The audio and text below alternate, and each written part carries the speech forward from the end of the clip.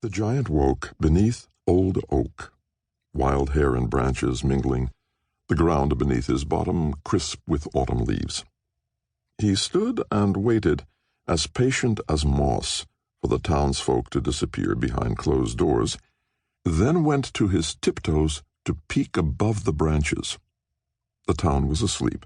His eyes told him so, but it was his stomach that urged him to leave his hiding spot. No, urged was not the word. A giant's hunger doesn't urge. A giant's hunger commands. He crept to a stone-covered road where he picked up his pace. Watchful moon above and street mice below, his only companions. A leather satchel hung from his shoulder, a bag with crude stitches of once red thread, now faded to the color of mud. His wide hand dropped to the bottom of the satchel, and he delicately touched the treasures he had brought along for trade. The aroma of roasting meat called to Berg, and he followed his nose to a little home at the edge of Sleeping City.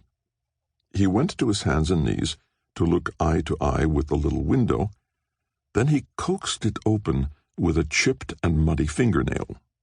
The window moaned a warning to the sleeping people inside, but Berg knew the window's cry was a game it must play.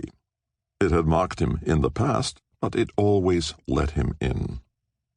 Crouching like a stone, a large and silent stone, he waited for his eyes to adjust to the dark inside the little house. It was an inky black space, a playground for crickets and other night bugs. Berg could read the slightest cues, the simplest silhouettes, the most subtle hints in the near dark. A life in the woods had earned him this. He drew a breath through his wide nose, filling his chest with the fatty aroma of the roast. The slab of meat hung from a chain above a pile of glowing coals. The giant licked his lips, then reached through the window. The back of his hand brushed against the ceiling as he stretched toward the feast. He threaded the rope.